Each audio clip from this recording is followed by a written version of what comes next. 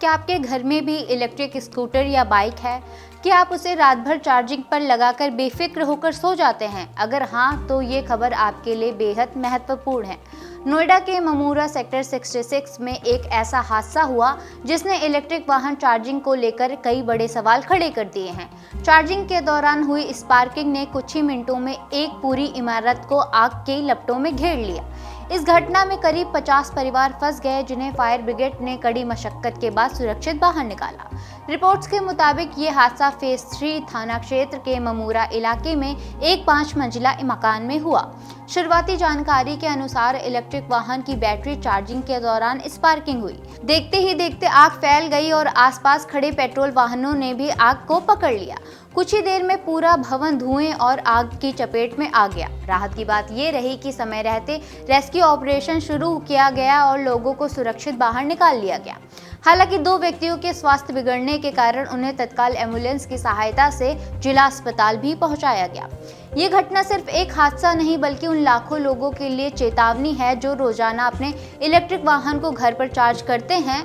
अक्सर छोटी सी लापरवाही बड़े नुकसान का कारण बन सकती है।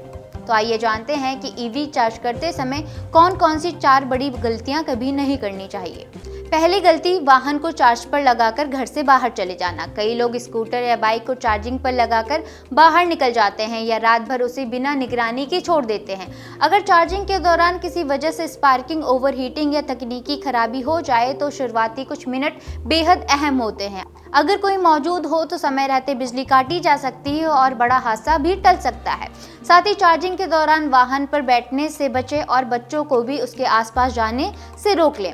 दूसरी गलती, एक्सटेंशन बोर्ड या एक्सटेंशन केबल का इस्तेमाल करना। घर में अक्सर लोग सुविधा के लिए लंबी एक्सटेंशन वायर का इस्तेमाल कर लेते हैं, लेकिन ईवी चार्जिंग में ये बेहद जोखिम भरा हो सकता है।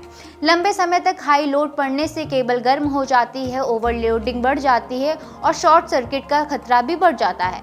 विशेषज्ञ सलाह देते हैं कि हमेशा चार्जर को सीधे दीवार के उपयुक्त सॉकेट में लगाएं। सस्ती या कमजोर क्वालिटी की एक्सटेंशन वायर से जितना हो सके उतना बचें। तीसरी गलती है सामान्य स्विच या सामान्य वायरिंग से चार्जिंग।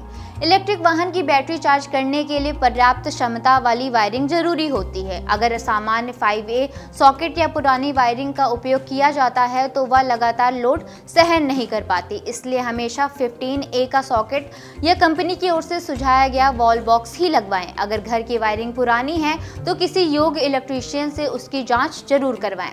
चौथी गलती है ओवर चार्जिंग या गर्म जगह पर चार्जिंग करना। कई लोग वाहन को पूरी रात चार्जिंग पर छोड़ देते हैं या ऐसी जगह चार्ज करते हैं जहां पर्याप्त हवा ही नहीं होती। अत्यधिक गर्म वातावरण बैटरी का तापमान बढ़ा सकता है। अगर बैटरी या चार्जर में कोई खराबी आ जाए तो जोखिम और भी ज़्यादा बढ़ जाता है। जहां तक संभव हो वाहन को हवादार स्थान पर चार्ज करें। चार्जिंग पूरी होने के बाद चार्जर को डिस्कनेक्ट कर दें और सीधे धूप या अत्यधिक गर्म स्थान पर चार्जिंग करने से ज़्यादा बचें। इसके अलावा कुछ और ज़रूरी सावधानियां भी आपको अपनानी चाहिए। हमेशा कंपनी का ओरिजिनल चार्जर का इस्तेमाल करें। अगर चार्जर केबल या बैटरी में किसी तरह का कट, जलने का निशान या असामान्य गर्माहट दिखाई दे तो तुरंत उसका उपयोग बंद कर दें। बैटरी से धुआं, अजीब गंध या आवाज़ आए तो वाहन से दूरी बनाएं और तुरंत संबंधित सर्विस सेंटर से संपर्क करें। अगर आपके घर में एक से ज़्यादा इलेक्ट्रिक वाहन हैं तो सभी को एक ही मल्टीप्लग पर चार्ज करने की गलती बिल्कुल ना करें। इससे बिजली के सर्किट पर अतिरिक्त दबाव पड़ सकता है।